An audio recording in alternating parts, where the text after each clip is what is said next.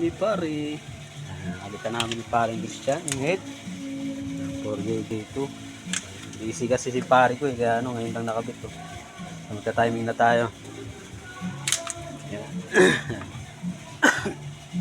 Timing. Ayan, naka-top dead na yan. Tapos, ito yung sa high pressure pump. Ito. Ayan, pintura yan, dalawa. Tapos sa camshaft, itong idler gear. Ito. Ito daladaan din siya para tandaan. Tapos ito tundok. Ayan.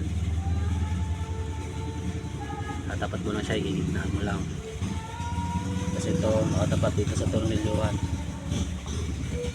Ito yung sa ayan, sa gear sa camshaft sa likod. Meron pa yan. Yan o.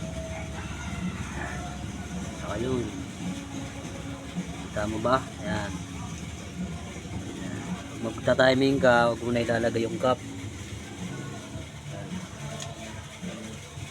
Lalapag mo na lang muna itong camshaft. Kasi pagka nilagyan mo ng cup, mahihirapan ka magkabit. Yan, ganyan mag-timing, mas madali, walang cup. Kasi hindi mo siya may ikot, walang ikutan. Kailangan, ipapatong mo siya yung saktong-sakto, yung nakalapag. Yun. Pag sobra, angatin mo lang. Ikot mo lang ulit yung camshaft na to. Ganun. Pag sobra, ayan o. Pre, kapit ko na yung ano. Cup.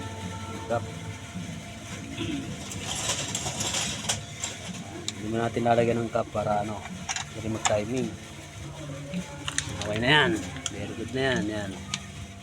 Isa. Dalawa. Yun. Ito.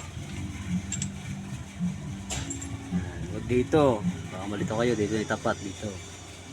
Diba kasi may takip yan dito eh. Kaya di mo mapapansin. Hindi mo makikita. Baka dito nyo itapat.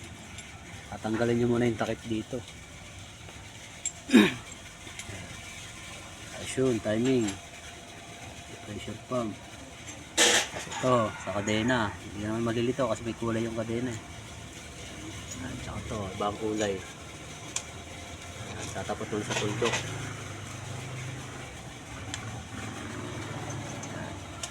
Good na yan.